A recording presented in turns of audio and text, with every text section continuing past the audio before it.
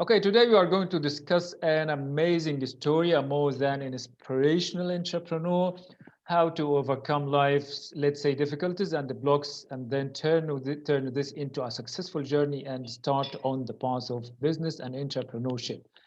Kristin, could you please, first of all, introduce yourself and what do you do for business? Yes.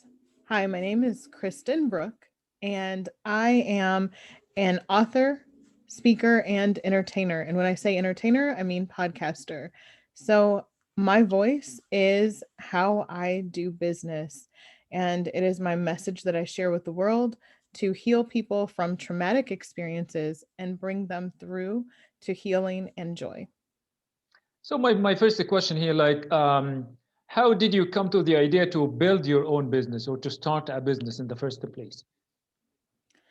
Well, the idea of building my own business came for two reasons. First, my mother is a business owner and an entrepreneurial spirit herself. And so that led me to believe in myself and to know that I could do it.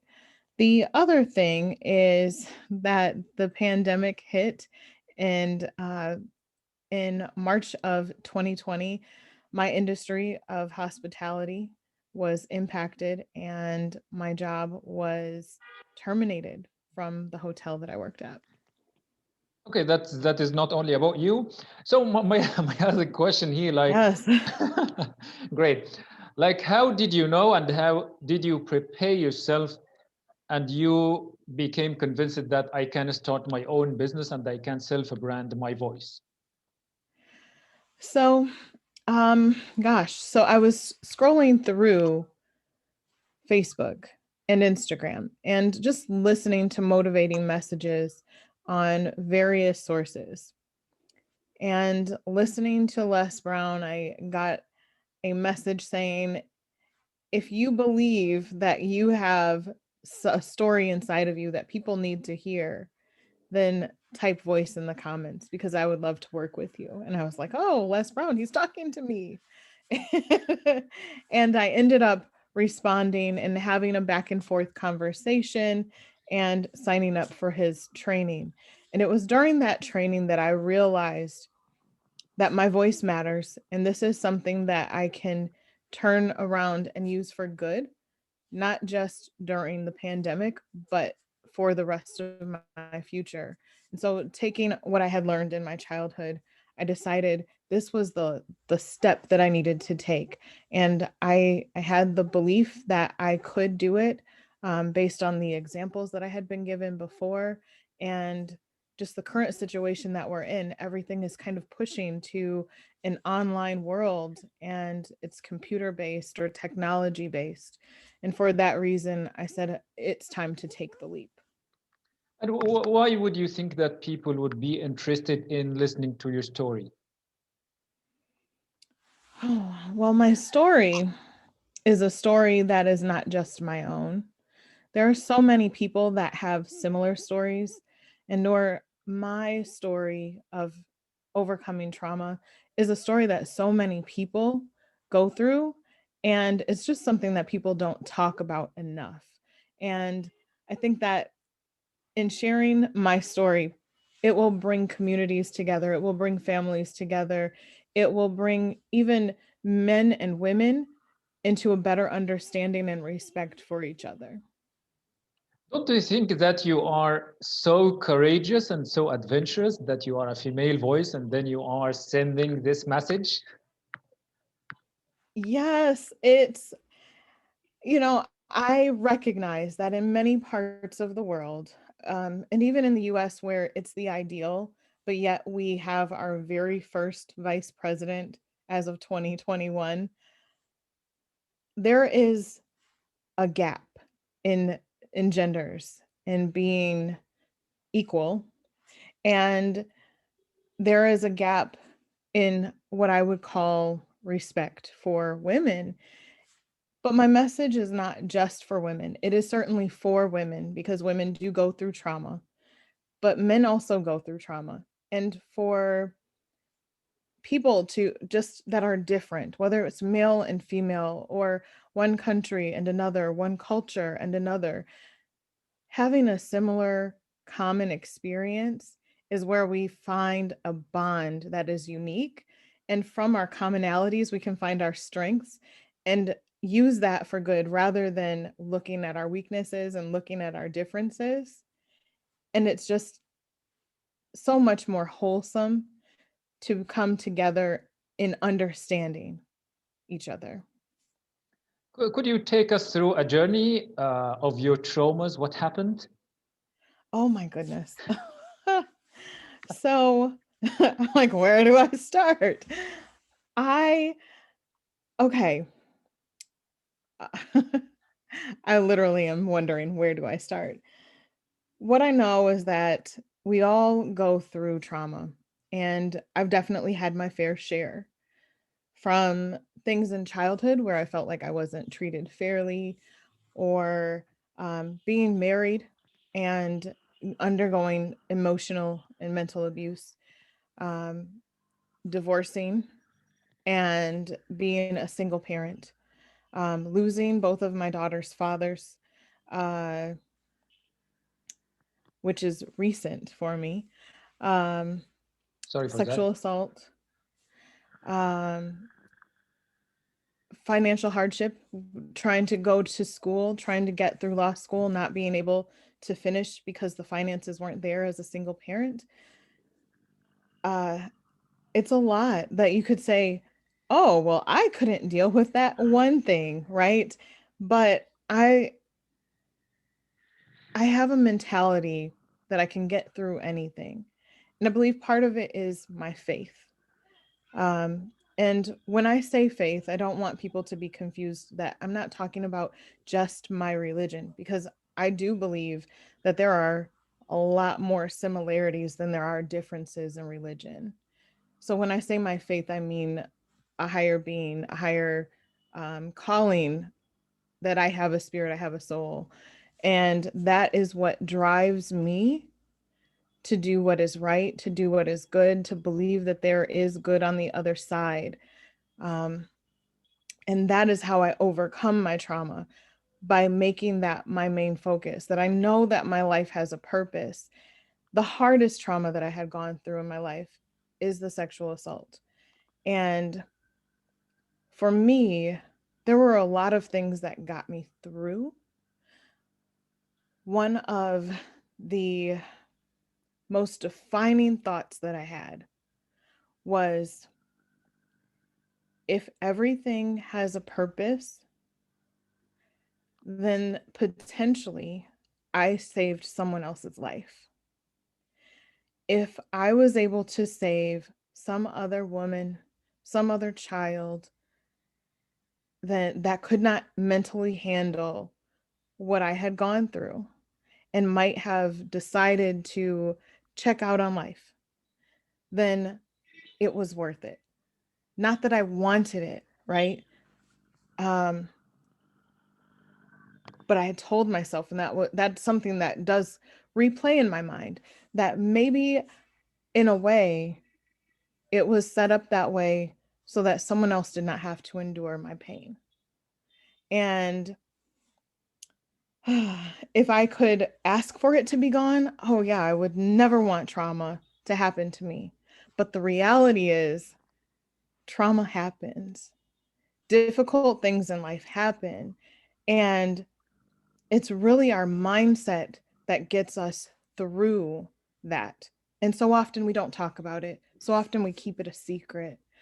And I did, for a whole year, I didn't tell anyone about the assault, other than my boyfriend at the time, a very close friend, and a therapist. I didn't tell my mother, and I was living in her house. I didn't tell my siblings. Um, and the people that were closest to me let me down. But that's also part of trauma, you know. So um, luckily, I had a therapist that told me, okay, well, the people that are closest to you, when you tell them, I need you to be prepared that they may walk away. And I was like, no, not my people, not my friends, not the people that I love and I think love me, right? But I found out that they did end up leaving. They did let me down. And it was hard at first. But again, I always came back to, okay, they might not be able to handle that, but I can. And maybe I'm handling this for someone else. And there's got to be a purpose to this. But that's also when I started journaling. So I started journaling my pain, and I knew that somewhere in the future that if anyone needed to relate to it, I was going to be able to show them what I had been through, the feelings that I had, and that I would one day share it with the world. I just knew at that time, over a decade ago, that I wasn't ready to share. But now we're at the point where I'm sharing so that it is empowering other people to know that they will be okay. That is more than awesome. So my question here, how did you or how could you maintain this mentality of a winner rather than a victim through all these years? Repetition. Faith comes by hearing and hearing. And when you repeatedly tell yourself, I am strong, you're telling yourself affirmations. And even when you read in religious text, all of the things that you are, you realize that you are strong, that you are competent, that you are capable, that you are wonderfully made, that you are loved, that you are precious. And it is the repetition of these things and having motivational speakers, reading books, listening to things that make you happy, and making a decision to choose to be happy again and to fight for it. And you have to have that fighting mentality that you're going to fight for yourself. And I don't mean physically, but that mentally you are going to fight for your mental health, and that you are going to fight for more of what you were before the trauma than what you are while you're in the trauma. Okay, so my question here is about reading and educating yourself. Like, how important is this? It is extremely important. If you can't read, again, I would say listen to things that are good over and over again. But reading allows you to go to a place where you can imagine, even if it's nonfiction, though, in your mind, you are in an entirely other dimension rather than this physical realm. You're able to interpret and you're able to visualize where you can go and what you can become.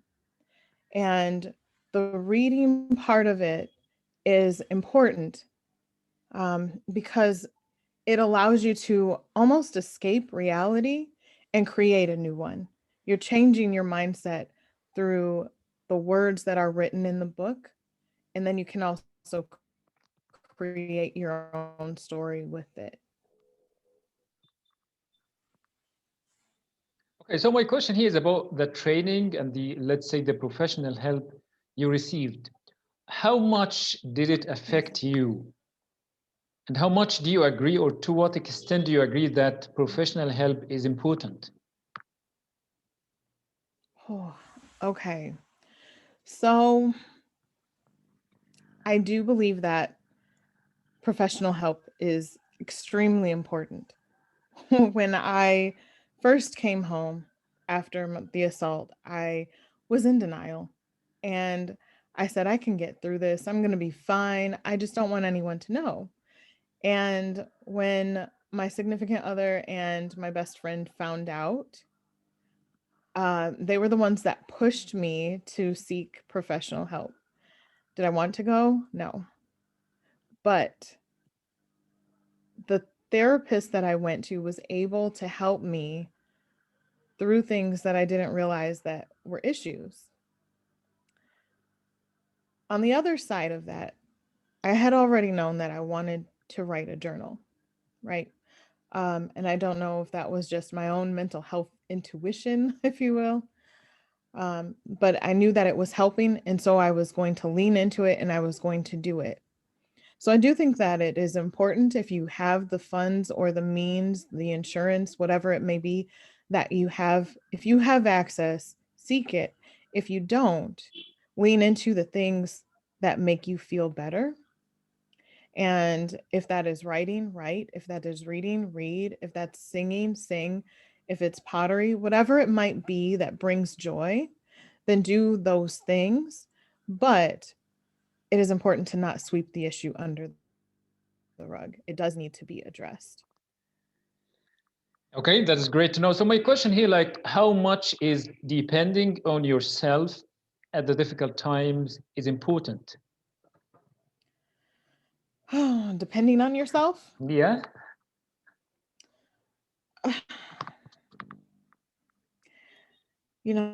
that's a hard question, because here's the thing about trauma that I know is that when you are deep in trauma, you walk around like there's a haze around you, and you can almost escape reality because you are so sad. That makes it so hard. Um, there was one lady that told me that she had been raped as a teenager and she didn't want to tell her mother.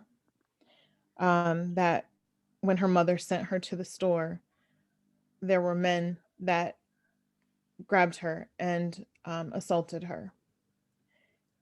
And she ended up pregnant. So she had to tell the truth. And it was never her fault, because these men, that was their choice to do harm to her. It was not her choice to have harm done. And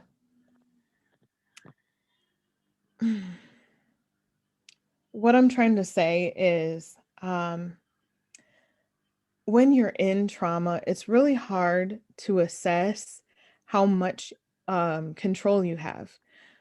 Uh, but you have to have the prior mindset to say, despite all odds, despite all obstacles, I am successful. I am a survivor, a thriver, a conqueror, an overcomer, and I will not let anything in life deter me from what is good for me and what is due for me.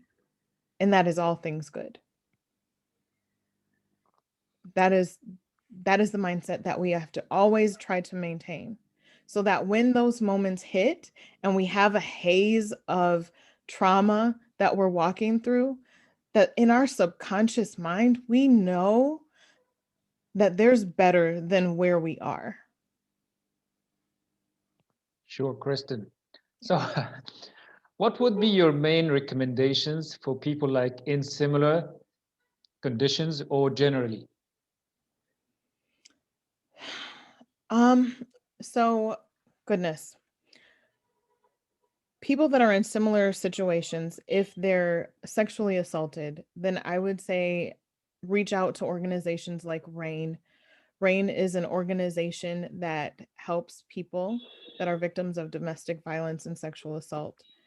And it is a free service that is in the US. But if you are able to call their 800 number and you're not in the US, they will connect you with resources where you are.